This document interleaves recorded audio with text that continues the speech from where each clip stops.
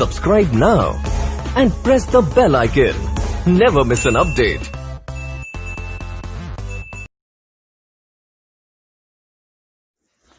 तो good morning साथियों, आप सभी का स्वागत है यूट्यूब चैनल कलाम एजुकेशन पॉइंट पर। और आज हम एक नया टॉपिक है इंडियन आर्मी। इंडियन आर्मी अगर आप इंटरेस्टिंग है, इंडियन आर्मी को आप ज्वाइन करना चाहते हो तो कैसे कर सकते हो, तो इस सभी जानकारी आज इस वीडियो में आपको मिलेगी। अगर आप इस इंडियन आर्मी में इंटरेस्टिंग हो, अगर इंडियन आर्मी आप ज्वाइन करना चाहते हो तो इस वीडियो को अंत तक ज़रूर देखें, आपके ये वीडियो बहुत ही फायदेमंद होगा। और अगर आप हमारे चैनल पर नहीं हो तो हमारे इस चैनल को सब्सक्राइब कर दो और इस वीडियो को लाइक कर दो। तो इंडियन आर्मी के बारे में हम जानेंगे, इंडियन आर्मी को ज्वाइन कैसे कर सकते हो। तो इंडियन आर्मी के बारे में देखते हैं।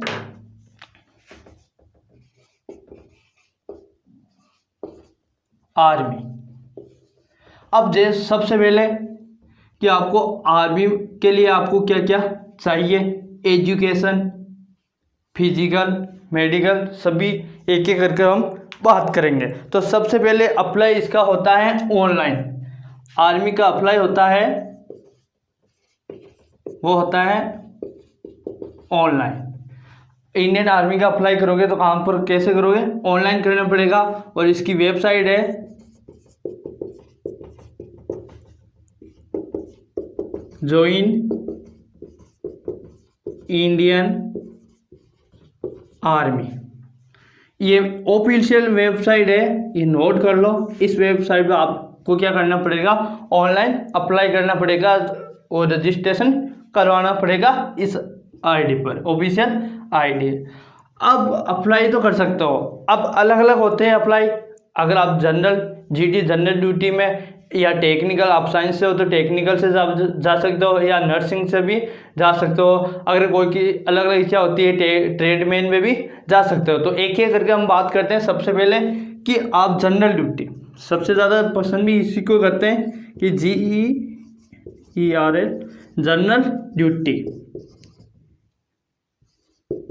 शॉर्ट में कहते हैं इसको GD। सबसे ज़्यादा इसमें जाने के लिए इच्छुक होते हैं विद्यार्थी, क्योंकि इसमें सबसे ज़्यादा पोस्ट है इसी में ही होती है, जनरल ड्यूटी में। अगर आप जनरल ड्यूटी में जाना चाहते हो तो इसके लिए सबसे पहले आपको 10th क्लास पास और विथ साथ में आपके होने चाहिए 45%। अगर आप 10th क्लास पास हो और आपके कितने की 45% है तो आप इसमें अप्लाई कर सकते हो। लेकिन एक और शर्त है कि 33% इन ईच यानी प्रत्येक सब्जेक्ट, 33% इन ईच सब्जेक्ट।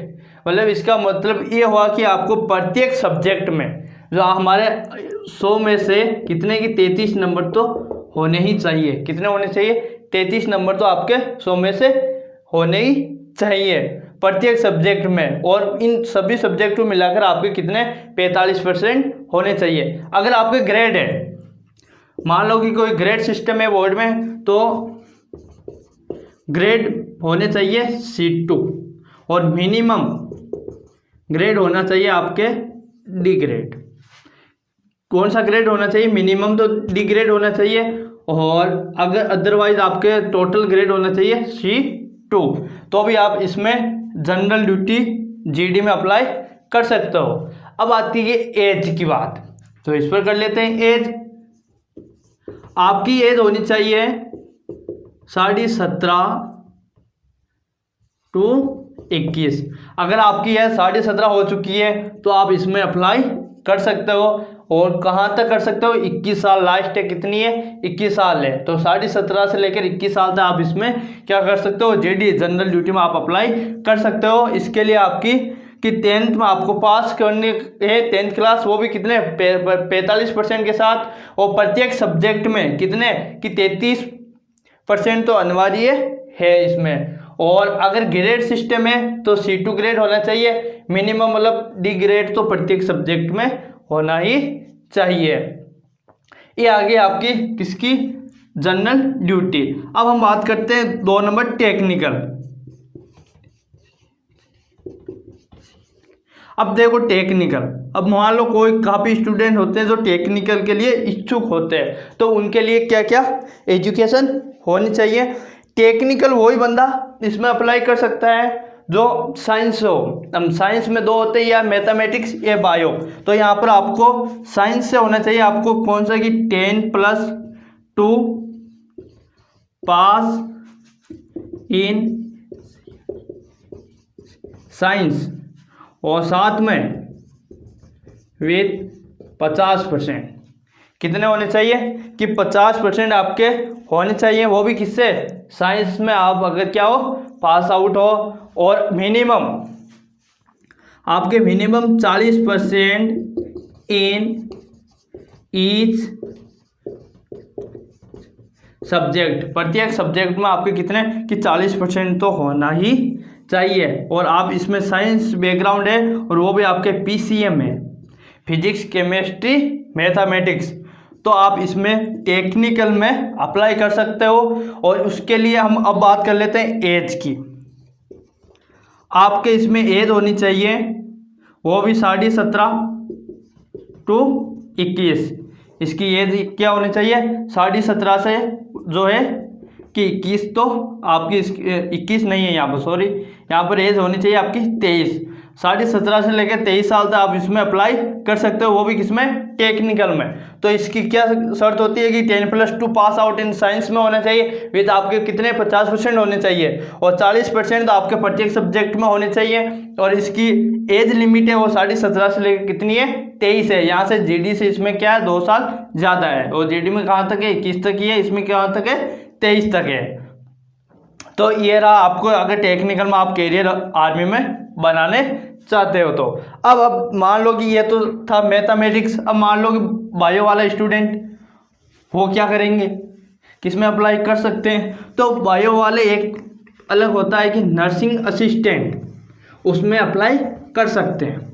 चलो उनके लिए देखते हैं, एक एक करके करेंगे हम, 3-4 अलग अलग डिस्कस करेंगे। तो अब देखते हैं हम बायो। जो बायो वाले स्टूडेंट है, मैथमेटिक्स के तो हो गया, बायो वाले के हैं कि नर्सिंग। यहाँ पर हम कह सकते हैं बायो वाला के जो भी स्टूडेंट हैं उनके लिए ऑप्शन रहता है कि नर्सिंग असिस्टेंट। अब नर्सिंग असिस्टेंट में बायो के जो भी स्टूडेंट है वो इसमें अप्लाई कर सकते हैं। और इनके लिए होना क्या होना चाहिए कि आपको 10+2 मतलब 12 पास इन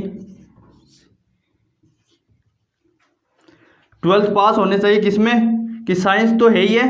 और आपके इसमें कंपल्सरी सब्जेक्ट है PCB, ये बहुत ध्यान रखना, PCB मतलब फिजिक्स केमिस्ट्री बायो, ये होने चाहिए। और आपके साथ विद इसमें आपके वो भी 50% होने चाहिए। और प्रत्येक सब्जेक्ट में आपके ये 40% इन ईच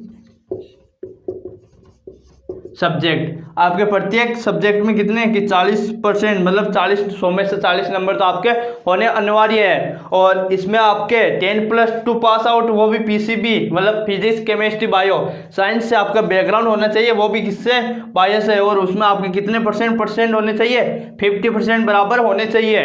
इससे कम वाले इसमें अप्लाई नहीं कर सकते हैं नर्सिंग असिस्टेंट में। और इसके लिए एज लिमिट, एज की बात करते हैं, वही एज इसमें 17.5 से लेकर कहाँ तक, 23 तक। अगर आपकी यह 17.5 हो गई और आप अगर PCB से अगर आपका 12th पास आउट हो तो आपके 50% है, प्रत्येक सब्जेक्ट में आपके 40 नंबर है, तो आप इसमें अप्लाई कर सकते हो।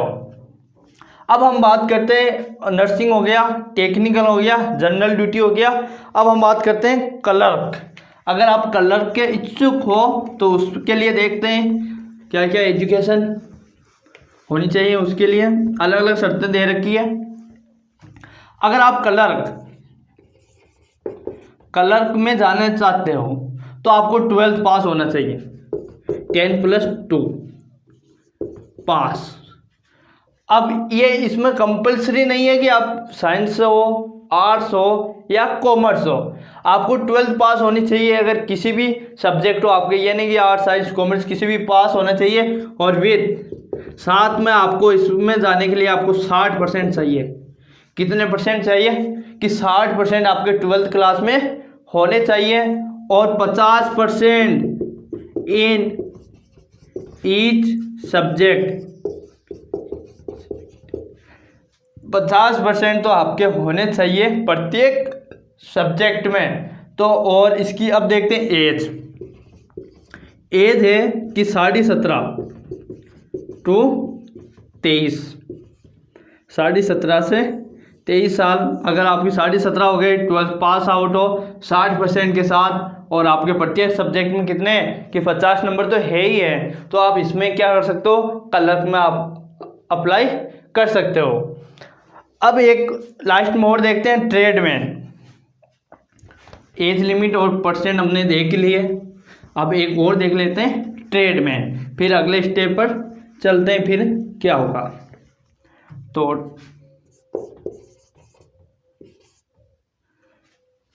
Trade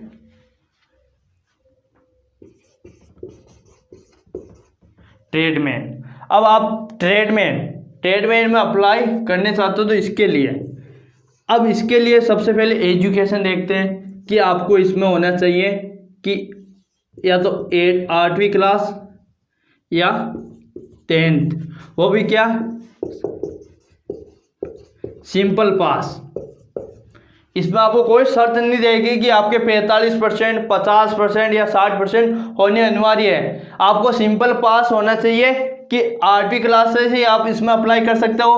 10th class pass out हो तो भी आप इसमें ट्रेडमैन में अप्लाई कर सकते हो। सिर्फ क्या होना चाहिए, सिंपल पास। कोई इसमें ये नहीं कि शर्त नहीं दे रखी है कि आपको 8वीं में 50%, 60% या 10th क्लास में, तो सिंपल पास आउट होना चाहिए आपको, 8वीं हो या 10वीं। लेकिन एक शर्त जरूर दे रखी है इसमें कि 33% इन ईच सब्जेक्ट।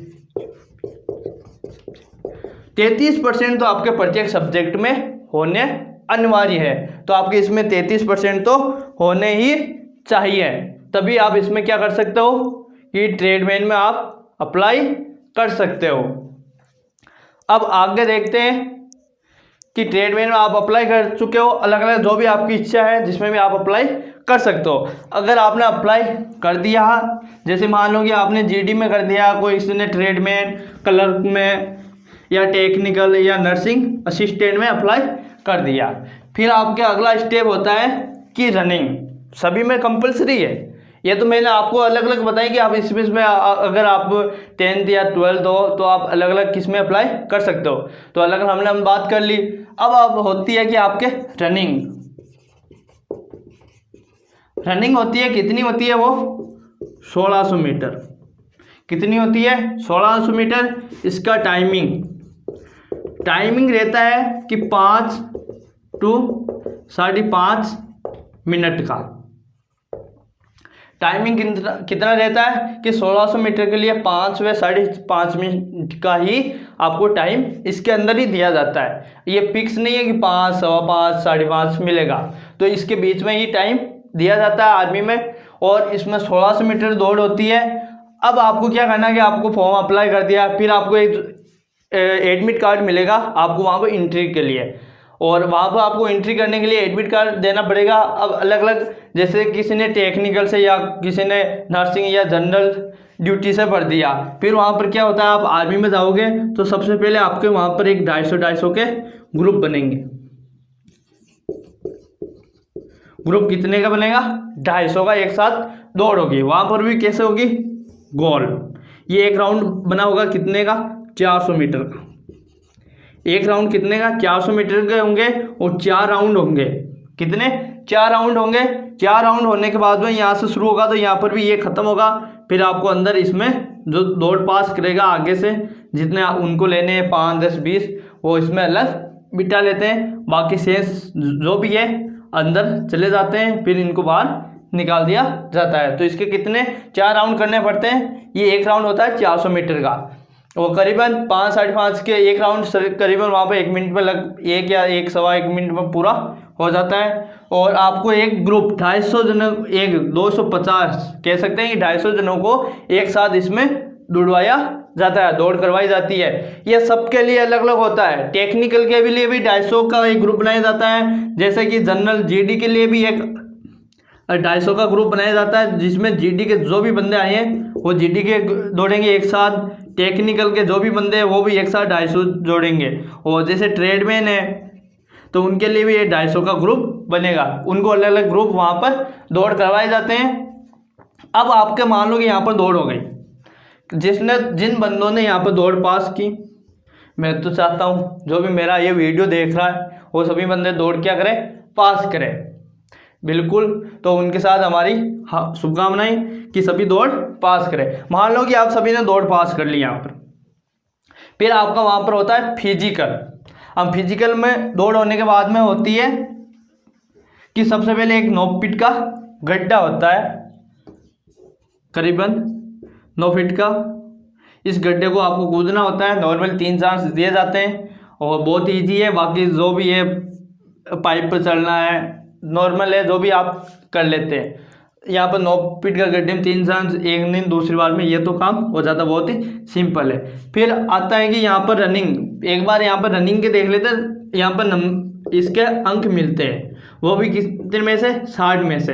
अब मान लो कि जिसने एक्सीलेंट नहीं लगाया हो उसको 48 नंबर मिलते हैं। अगर एक्सीलेंट लगा दिया बंदे ने, एक्सीलेंट बोलते हैं जो टॉप के आगे वाले बंदे रहते हैं ना, 2 या 3 4 बंदे, उनके हिसाब से होता है। जो टॉप के बंदे कम टाइम में दौड़ निकालते हैं उनको तो 60 नंबर मिलते हैं, और जो कम टाइम में मान लो कि 7वें 8वें नंबर पर आते हैं उनको 48 नंबर दिए जाते हैं। तो ये हो गए दौड़ के 60 अंक होते हैं, 48 और 12 2 टुकड़ा। 12 नंबर उन्हीं को मिलते हैं जो एक्सीलेंट में रहते हैं, उनको पूरे 48 नंबर पूरे 60 मिलते हैं, और जो एक्सीलेंट नहीं लगाते हैं उनको 48 नंबर मिलते हैं। अब सबसे ज़्यादा बीम, इनको पास करने के लिए मिनिमम पास के लिए 10 निकलवा जाती है आपको बीम, और जिसमें से आपको पास करने के लिए कम से कम 6 निकालनी होती है। और यहाँ पर इसके आपको 24 अंक दिए जाते हैं। कितने? 24 अंक दिए जाते हैं। अगर 5 निकल गई तो फेल हो जाओगे। इसमें ध्यान रखना, ये आपको प्रैक्टिस करनी है। अगर आप बाहर अपने जो भी घर के बाहर है या कोई पेड़ है वहाँ पर आप बना सकते हो, और वहाँ पर आपको ये इसकी प्रैक्टिस करनी है। वहाँ पर मैंने काफ़ी बंदे देखे हैं जो इसमें बाहर निकल जाते हैं, 6 भी नहीं लगा पाते बीम, और जो एक्सीलेंट लगा लेते हैं दौड़ में, लेकिन यहाँ पर 6 नहीं लगा पाते हैं बीम, जिसके कारण उनको बाहर होना पड़ता है यहाँ पर। तो यहाँ पर कोई चांस नहीं दिया जाता है। यहाँ पर आपको 6 निकालते हैं, आपको पास हो जाओगे। फिर अगर आप एक आगे 7 निकालोगे तो 28 नंबर, 8 निकालोगे 32, 9 निकालोगे 36, और पूरी 10 निकालोगे तो आपको 40 अंक मिलेंगे। यहाँ पर कितने अंक मिलेंगे? 40 अंक मिलेंगे। और 40 60 ये मिलकर कितने हो जाते हैं? 100 अंक होते हैं आपके यहाँ पर फिजिकल के। तो यहाँ पर ये निकालनी होती है 6 के लिए आपको पास हो जाओगे, और उसके लिए आपके 24 नंबर ऐड हो जाएंगे यहाँ पर। और अगर आपके एक्सीलेंट भी है, 60 नंबर है, यहाँ पर भी आप 10 निकाल दो तो आपके पूरे 100 नंबर हो जाते हैं। तो ये पेपर में नंबर ऐड होते हैं। ये होने के बाद में फिर आपका होता है मेडिकल। ये हो गया, फिर आपकी रनिंग हो गई, सब कुछ हो गया। फिर आपका होएगा मेडिकल। फिर आपका होता है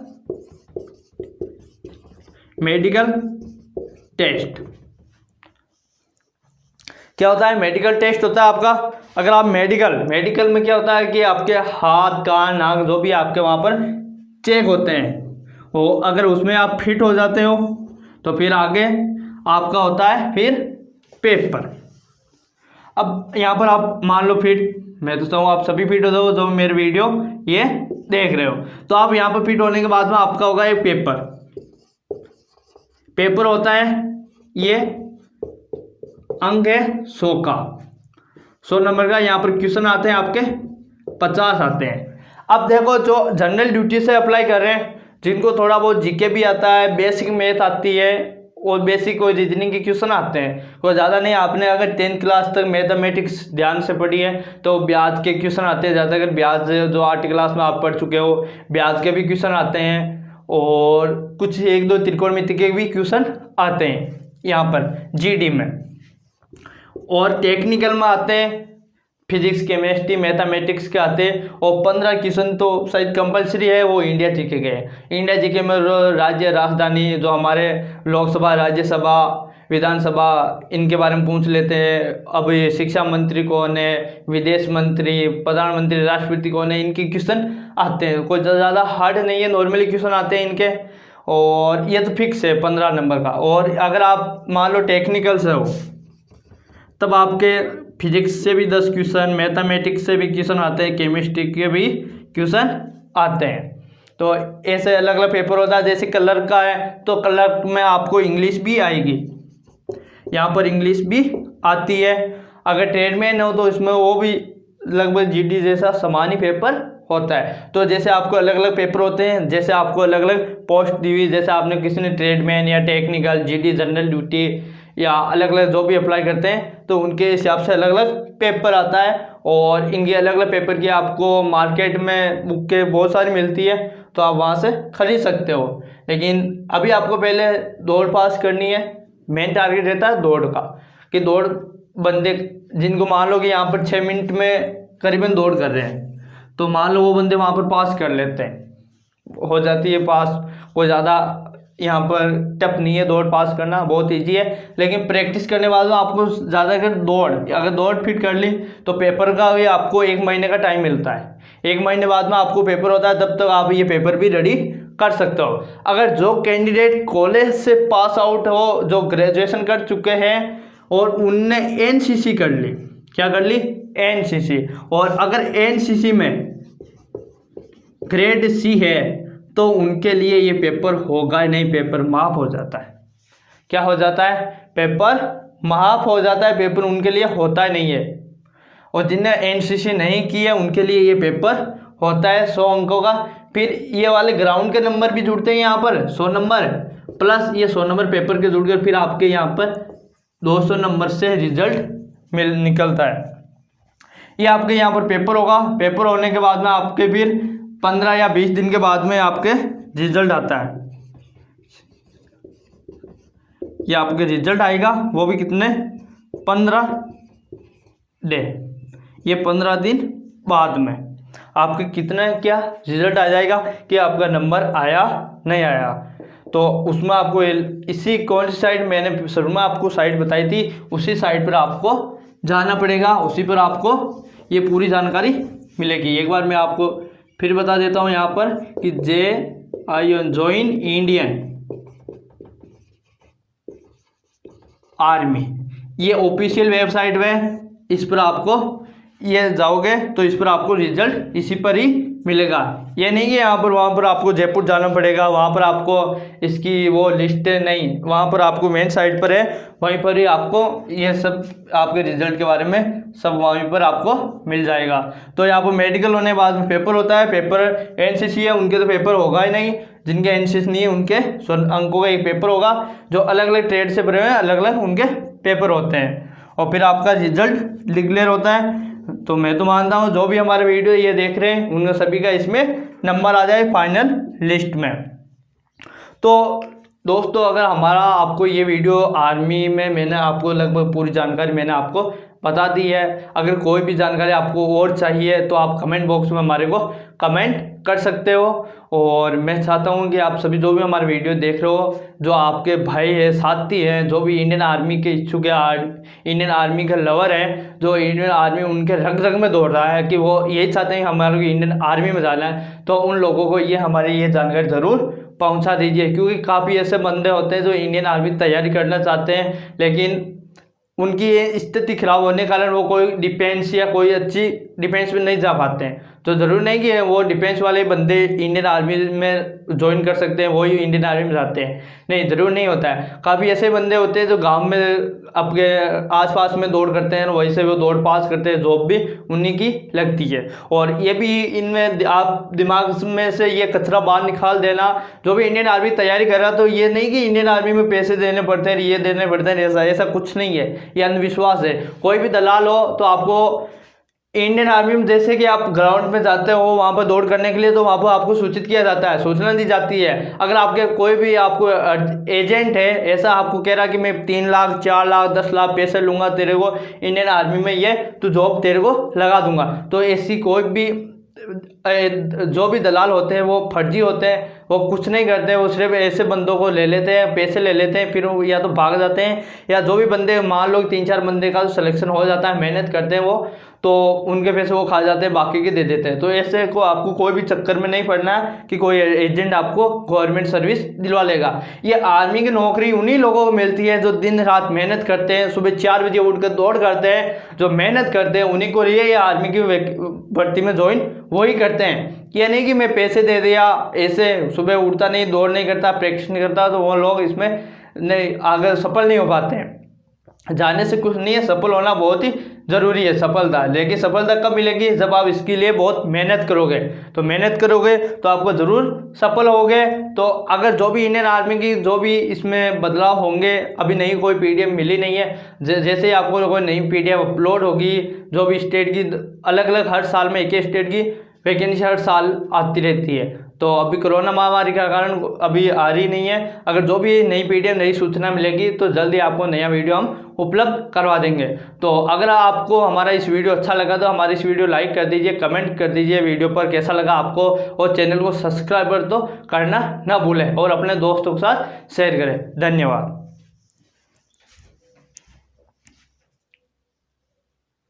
Subscribe now and press the bell icon.